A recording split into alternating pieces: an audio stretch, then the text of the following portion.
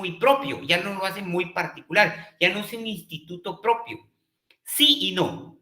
Ahora, ¿cuál es un instituto propio del proceso laboral? La obligación o la inversión de la carga de la prueba. Recuérdense que en el proceso laboral, quien tiene la obligación de probar es el patrono. Eso es algo propio, porque eso no se da en ninguna otra rama. En el derecho civil, recuérdense, quien demanda debe de probar lo que está diciendo. Quien contrademanda o quien contesta la demanda también debe probar lo que está diciendo. ¿Sí? En cambio, en el derecho laboral, no. Aquí existe la inversión de la carga probatoria y esa carga la tiene el patrono. Entonces, eso es un instituto propio del derecho procesal laboral. Dentro de algunos otros que también podemos encontrar muy particulares, institutos propios de la parte procesal laboral, tenemos, por ejemplo, las sentencias colectivas. Solo en la rama del derecho laboral procesal se dan sentencias colectivas o existen sentencias colectivas. No voy a ahondar mucho aquí, solo tomen nota porque esto es después, cuando lleguemos a la otra parte, a la parte ya propia del proceso. También tenemos, por ejemplo, los llamamientos conciliatorios forzosos. Primero, la conciliación de forma general es voluntaria, ¿sí?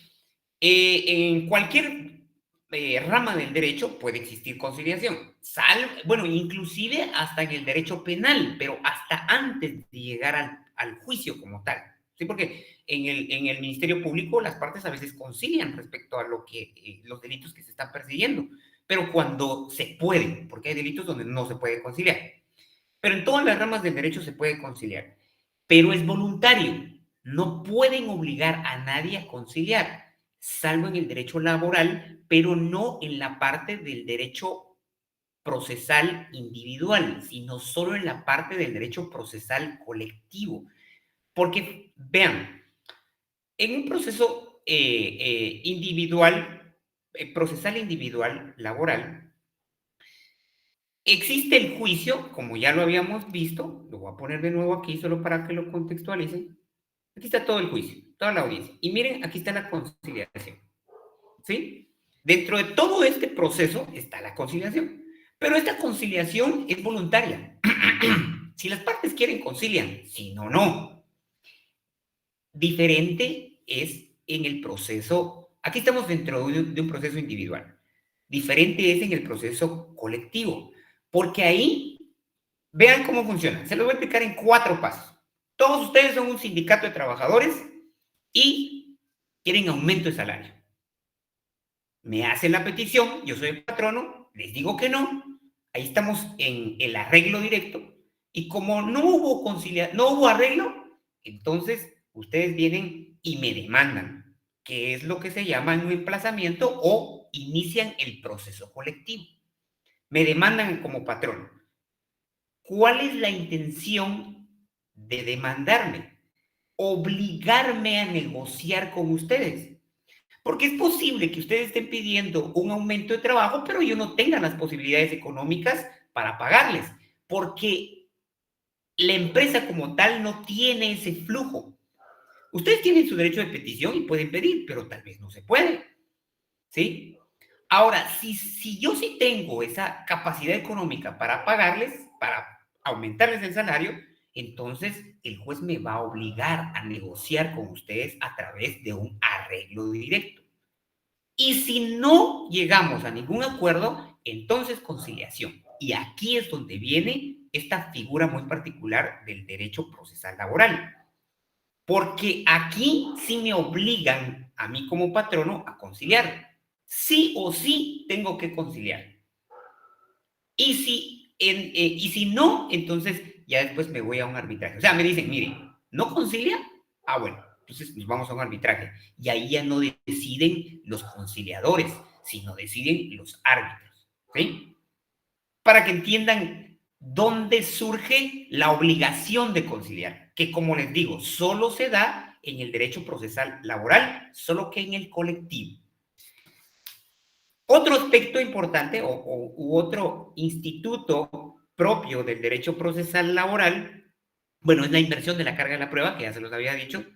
Y también tenemos la apreciación de la prueba en conciencia. Así es como se aprecia o se valora la prueba en el derecho laboral, en conciencia. ¿Qué implica esto? Que el juez debe ir un poquito más allá de los formalismos de los documentos, de lo estricto con lo que pudo o lo que tiene que diligenciarse una prueba. Por ejemplo, uno de los medios de prueba que se puede diligenciar en el proceso laboral, aquí sí individual, es la confesión judicial, que en el derecho procesal civil se llama declaración de parte.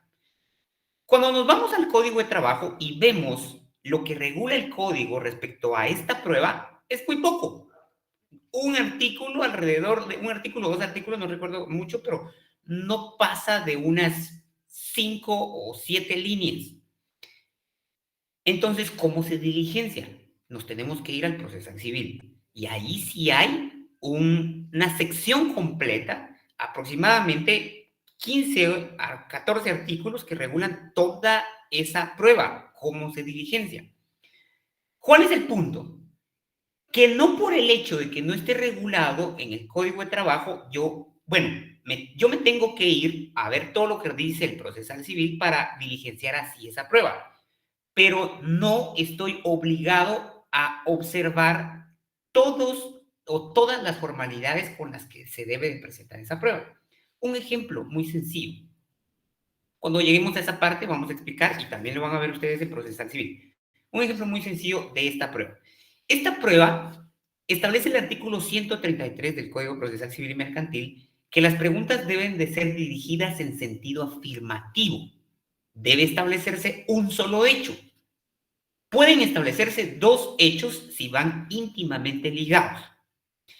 ¿Cómo redactaría entonces yo una pregunta o cómo dirigiría una pregunta al que le estoy pidiendo esta confesión delante del juez o esta declaración delante del juez?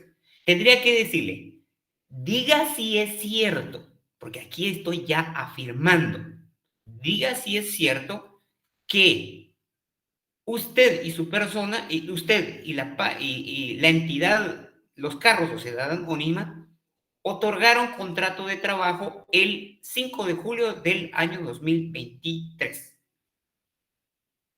Esa pregunta, si se dan cuenta, es afirmativa, lleva solo un hecho. ¿Sí? Entonces, dentro del contexto de toda esta normativa, hay un elemento o una definición para denominar al que pregunta y al que contesta. El que pregunta es el articulante y el que contesta es el absolvente. Cuando se dirigen las preguntas en derecho civil, por lo regular van redactadas así. Diga el absolvente si es cierto tal cosa. En el derecho laboral no es necesario todo eso. Aquí solo diga si es cierto esto. O sea, no se aplican todos esos formalismos. ¿Sí? Entonces, cuando el juez aprecia la prueba, si no se diligenció estrictamente en esa forma, no implica que se desvalorice o mejor dicho, que no se le otorgue valor probatorio a la prueba, porque aquí hay una conciencia del juez respecto al poco formalismo que se observa en el derecho del trabajo. ¿Sí? Este es otro instituto propio entonces del derecho procesal. Muy bien, continuemos. También la autonomía, dentro de sus elementos, tiene métodos propios para el conocimiento de la verdad.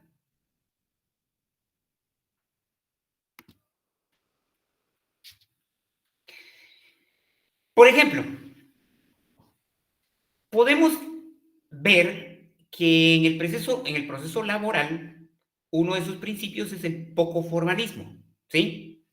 Lo vimos aquí, el poco formalismo, que está regulado o establecido en el quinto considerando del Código de Trabajo. Ese poco formalismo se convierte en un método porque al final el juez se inhibe de esos formalismos, realiza una valoración en conciencia de la prueba y eso le ayuda a obtener una verdad más próxima.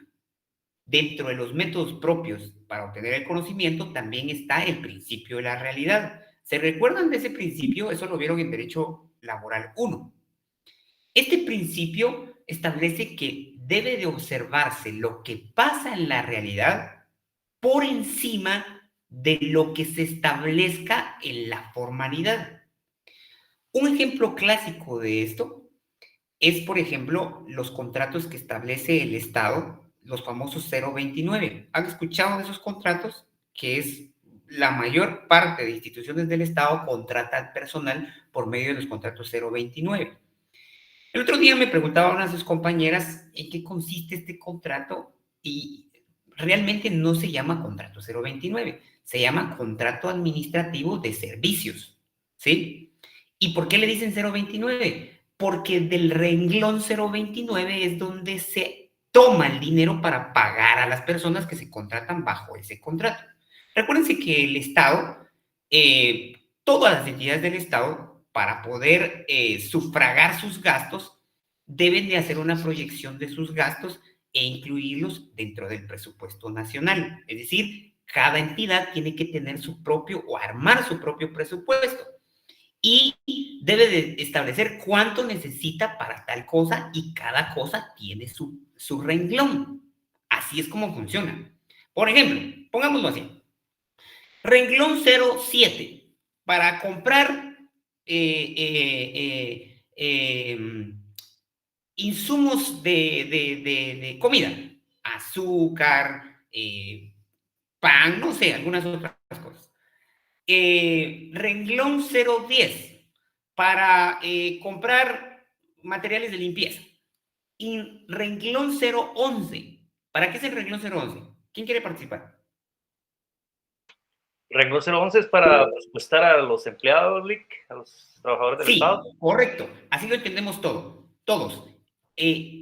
Entendámoslo de la forma técnica. ¿Para qué es el renglón 011? Es el renglón en donde se establece el monto dinerario para pagar a los trabajadores del Estado que están en relación de dependencia continua en un trabajo permanente. ¿Sí? Renglón 012 para tal cosa, 14, 15, 16 y llegamos al 029. ¿Para qué es este renglón? Es para establecer el monto que yo como entidad del Estado necesito para pagar a las personas que prestan servicios técnicos o profesionales y que no son trabajadores. Entonces, como yo vengo entidad del Estado, establezco sé que hay un renglón para eso y le digo al Estado, bueno, para este renglón necesito 500,000, porque al año eso es lo que voy a pagarle a 4 personas que están trabajando aquí, y a cada persona se le paga 8,000 o 10,000 quetzales mensualmente, y eso es lo que suma. Bueno, yo le estoy diciendo al Estado, mire, yo estoy contratando personas que no son trabajadoras y no están prestando un servicio.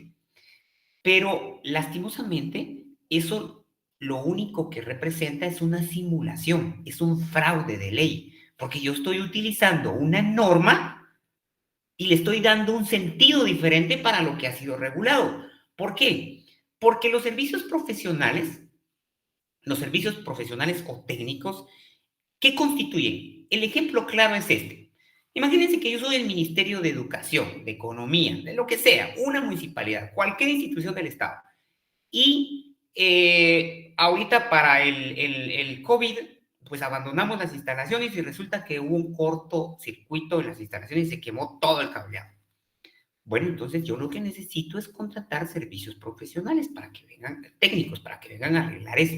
Es decir, contrato a un electricista. ¿Cuál es la diferencia entre un servicio y un contrato de servicios y un contrato de trabajo?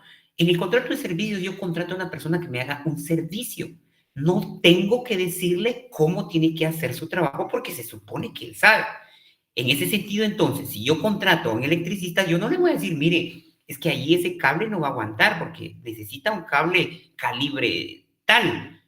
Él es el que sabe. Yo solo le digo, mire cuánto me va a cobrar por hacer esto. Él me dice tanto. Otro ejemplo claro, un arquitecto, un ingeniero. Necesitamos construir un edificio como Ministerio de Educación, Salud, no sé. Otro ejemplo claro, necesito contratar los servicios de un abogado para un caso en concreto, ¿sí? Porque si lo contrato para estar ahí viendo todos los casos, ahí ya no hay servicios profesionales. Ahí él ya se convierte en trabajador. Porque yo le digo, mire, tiene que ir a ver este caso, tiene que hacer esto, tiene que hacer lo otro. Igual, por ejemplo, si yo soy una institución grande, contrato a un electricista, pero no para que me haga un solo trabajo, sino para que constantemente esté viendo que allá falta un poco, que allá hay que hacer mantenimiento, que aquí, que esto y lo otro. Ahí ya no estoy en un contrato de servicios, ahí ya estoy en un contrato de trabajo. Porque recuérdense que lo que caracteriza a un contrato de trabajo es que yo le esté dando órdenes a esa persona constantemente y que yo tenga a esa persona constantemente ahí trabajando de cierta hora a cierta hora, que cumpla con cierto horario, que yo le pague mensualmente o quincenalmente por método del tiempo que estamos contratando, quincena, semana o mes. Y principalmente que ese trabajo que está realizando sea una necesidad para que yo como patrono pueda funcionar, ¿sí? Que aporte al objeto a lo que yo hago, ¿sí? Como patrono, que aporte al objeto constantemente. ¿Sí? Entonces, esas características son de un contrato de trabajo. Las características de un contrato de servicios es que no está subordinado, no cumple con un horario y es un contrato, el trabajo que realiza es temporal, solo va a existir por un tiempo. Pero en el Estado lo que pasa es que, por ejemplo, imagínense ustedes, ¿cómo va a ser un contrato de servicios si yo estoy contratando, por ejemplo, a una secretaria o a una persona que esté en atención al público? Pregunto, ¿este tipo de trabajos solo los voy a necesitar como institución del Estado para un mes, 2 meses o inclusive un año? ¿O los voy a necesitar mientras yo exista como institución del Estado? Es decir, siempre. ¿Qué opinan ustedes?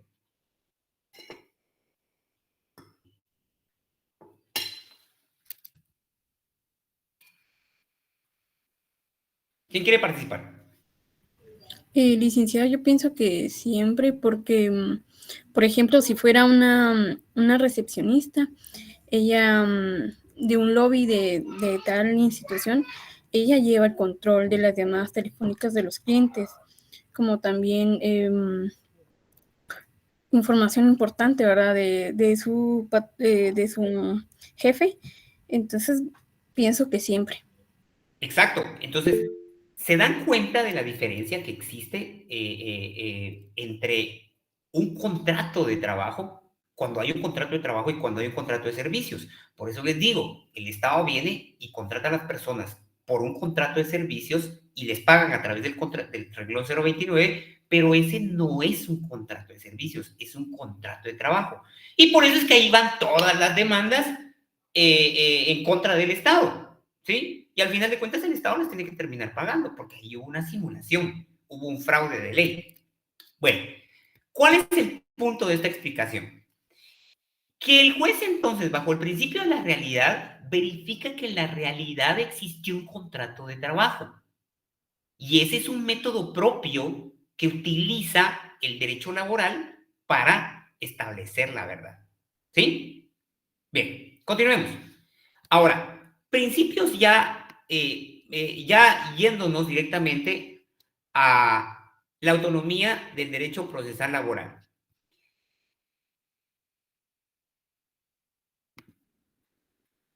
Tiene una autonomía doctrinaria, ¿sí? ¿Qué implica? Implica que ya existe cantidad de estudios respecto de todas las instituciones del derecho de trabajo. Aquí sí todas, ¿verdad? Tanto las de la parte sustantiva como las de la parte adjetiva. Trabajador, sindicato, la inversión de la carga de la prueba. Entonces, esa autonomía doctrinaria consiste en todas los estudios que se realizan del derecho procesal laboral. Tiene su propio estudio el derecho procesal laboral y eso se resume en autonomía doctrinaria. Tiene autonomía legislativa judicial y administrativa.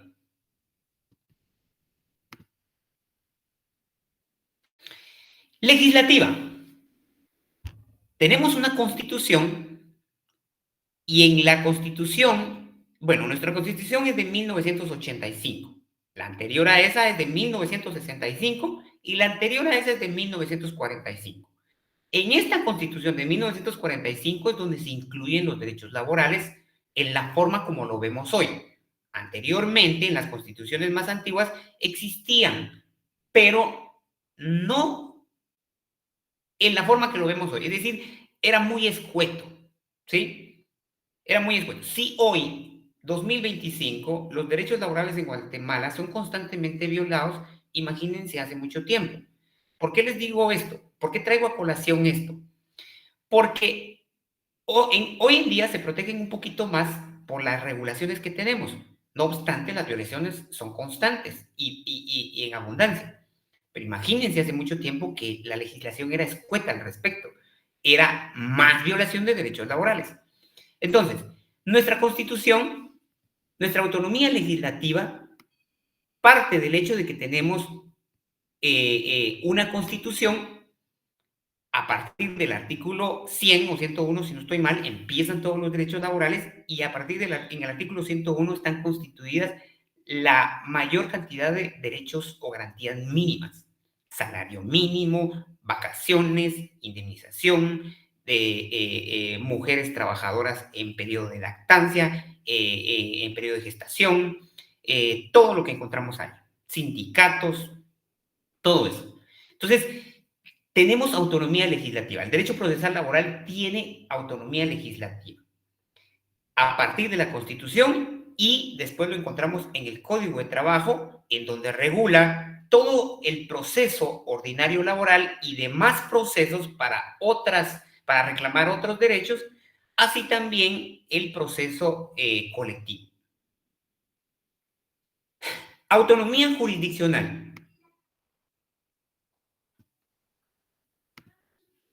Esta autonomía jurisdiccional parte del hecho de que existen jueces especializados, jueces y magistrados especializados en materia laboral, lo cual no existía hace mucho tiempo. Entonces, al existir esta especialización por parte de jueces y magistrados, implica que le está dando esa autonomía. Tenemos también la autonomía administrativa, porque si se dan cuenta, el derecho laboral tiene un ministerio. Es decir, bueno, recordemos primero que cuando hablamos de la parte administrativa, cuando estamos hablando de administración en el derecho, estamos hablando de la administración pública.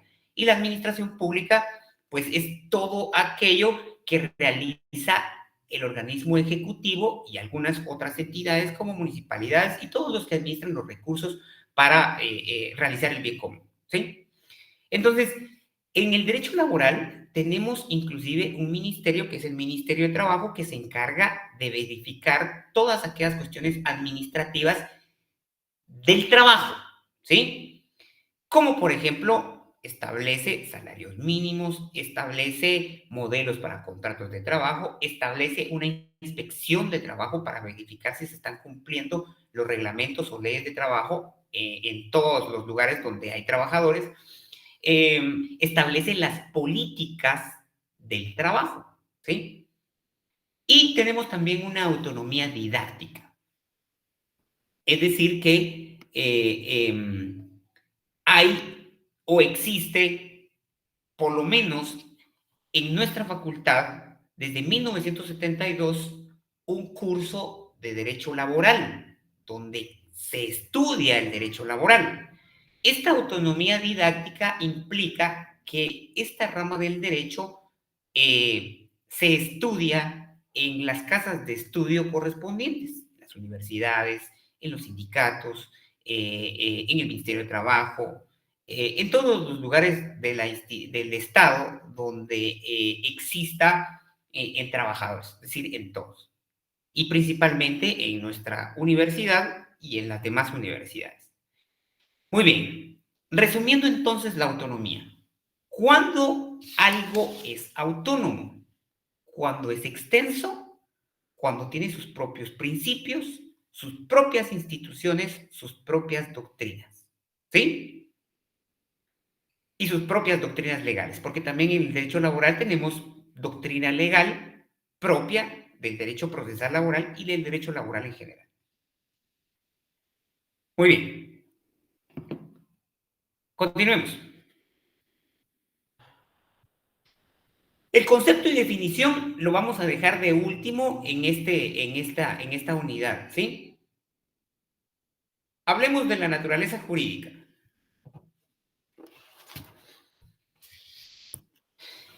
Cuando hablamos de la naturaleza jurídica, si se dan cuenta, siempre todas las ramas del derecho que ustedes están estudiando tienen una naturaleza jurídica.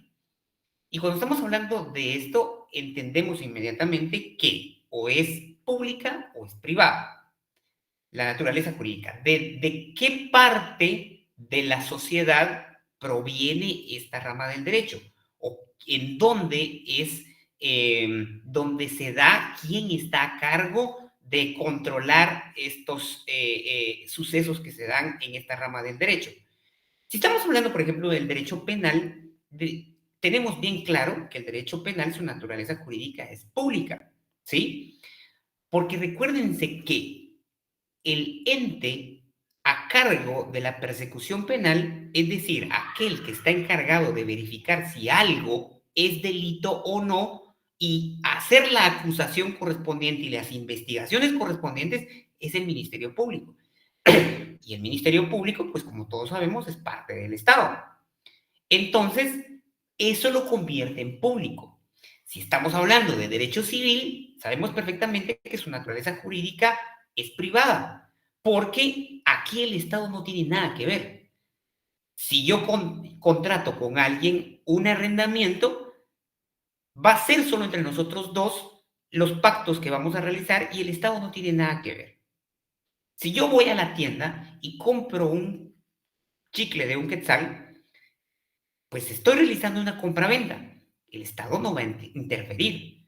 Si yo estoy realizando una compra millonaria de computadoras porque soy alguien que me dedico a eso y lo estoy haciendo con una entidad del Estado o fuera del Estado, el Estado tampoco se va a meter en eso.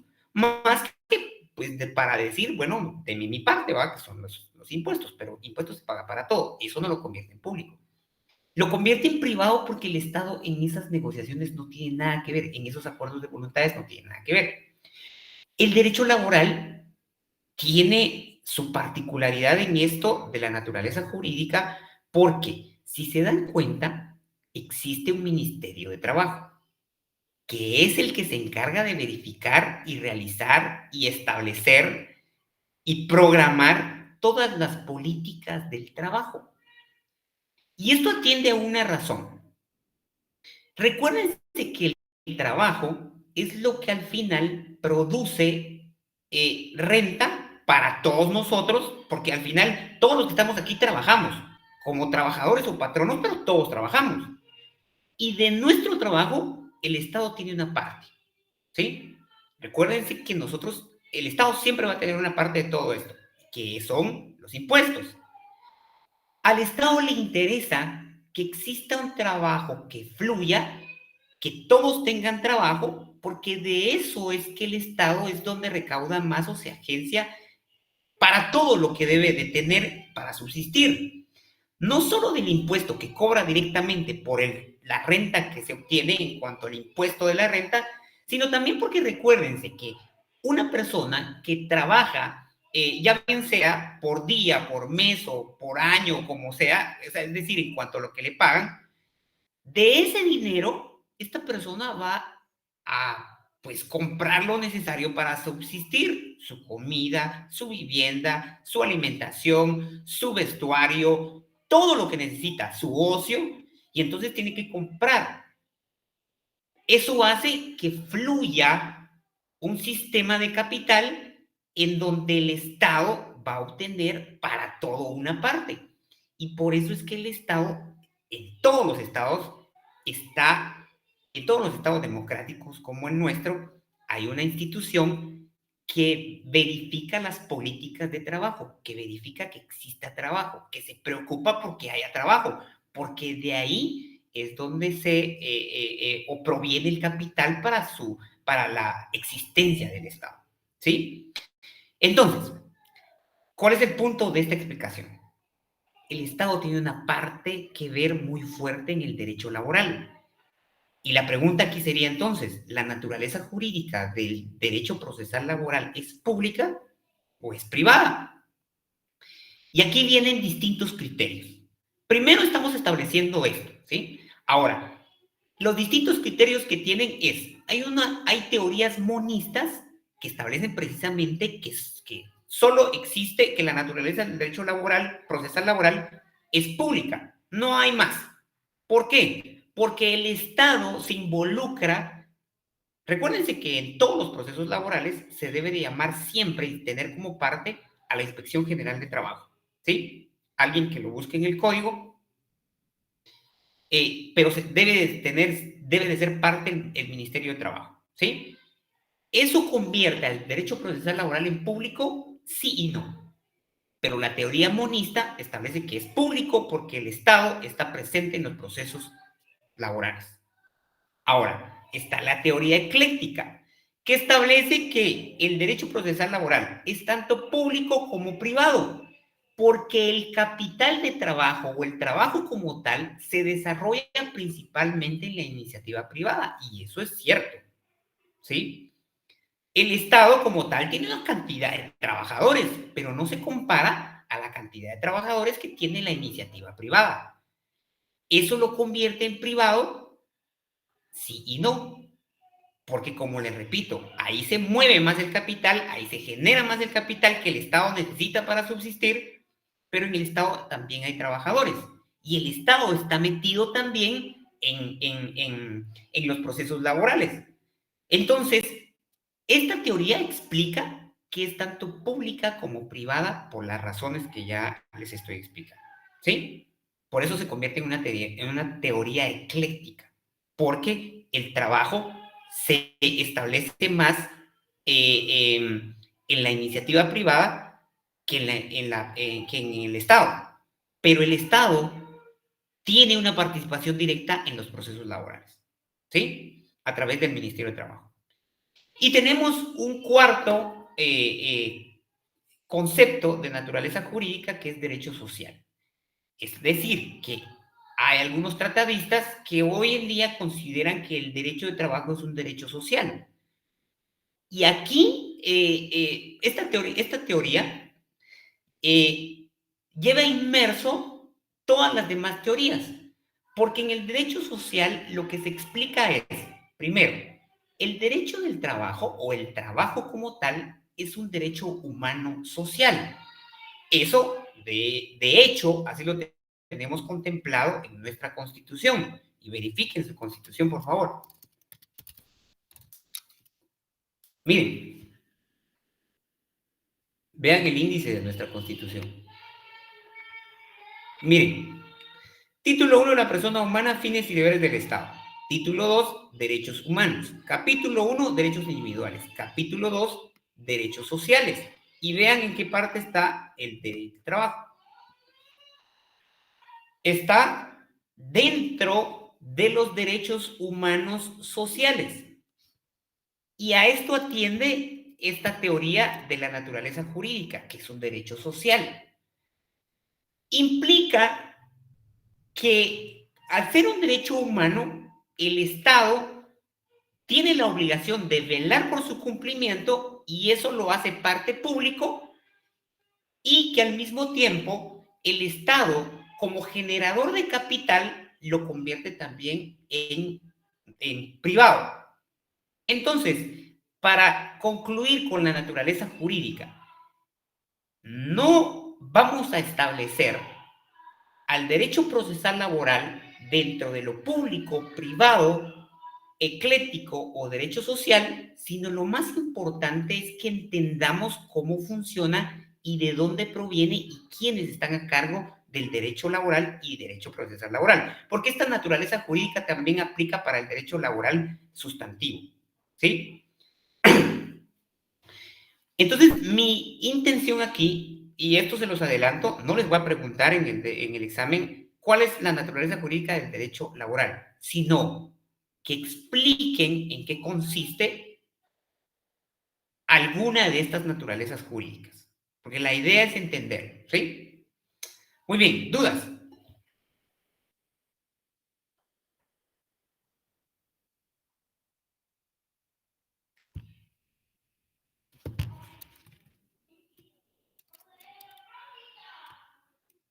¿Dudas?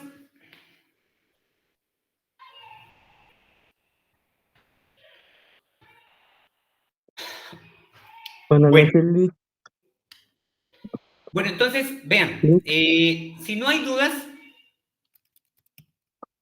Lick, buenas tenemos noches. todavía pendiente para este módulo relaciones con otras ciencias o disciplinas y el concepto o definición. Y lo voy a dejar hasta ahí para ver esto en la clase, porque necesito verificar qué tanto han aprendido y quiero hacer algunos ejercicios con ustedes para que haya interacción al respecto, ¿sí? Bueno, entonces por hoy terminamos la clase. Solo Kevin, adelante Kevin, y después Eric. Lick, disculpe, solo con una consulta. ¿Será que pueden volver a mandar la asistencia? Porque yo Ahorita estaba voy a pendiente hablar de con su Manuel. clase y no me di Eric, cuenta. Gracias, Lick, es lo mismo que no pudimos entrar a la asistencia. Sí, licenciado, varios estudiantes están en la misma posición. voy a hablarle a Manuel. Como usted puede ver, yo hasta la universidad vengo a recibir las clases, hombre. Por favor, licenciado, gracias.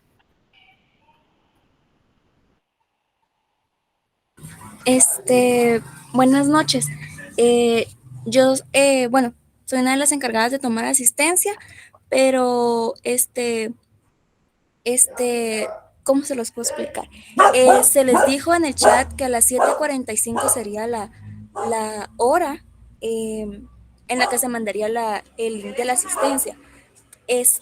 Para los que tienen la cámara prendida, pues yo los entiendo, pero hay muchos que no tienen la cámara prendida y están exigiendo que se abra nuevamente el link, y creo que pues se les dio aviso igual, tanto en la clase como en mensaje, de que tenían que tener pues la cámara prendida, ¿verdad?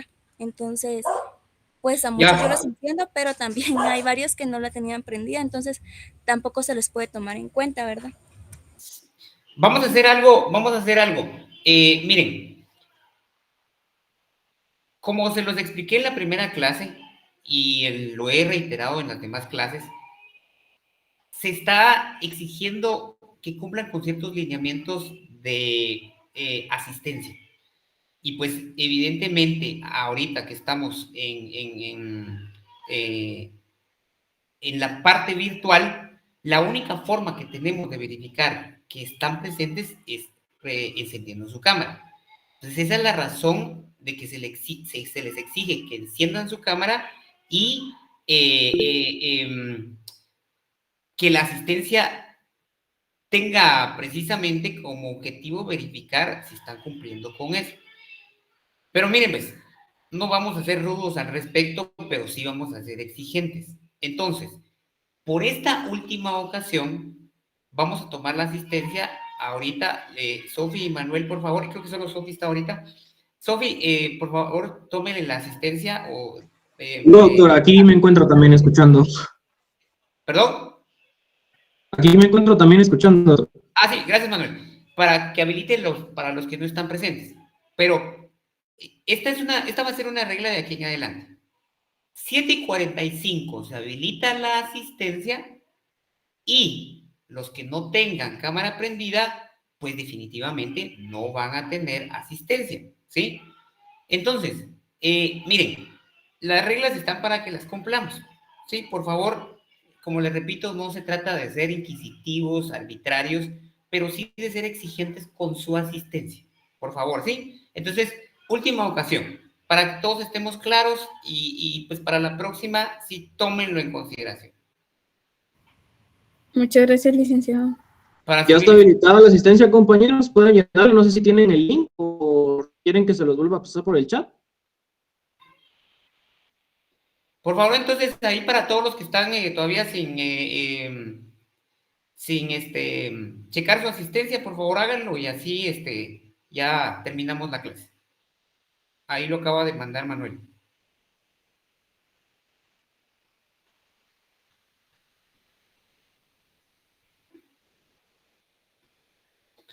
Muy bien. Entonces, los veo el lunes, ¿sí? Feliz noche, licenciado. Feliz noche, licenciado. Feliz noche, licenciado.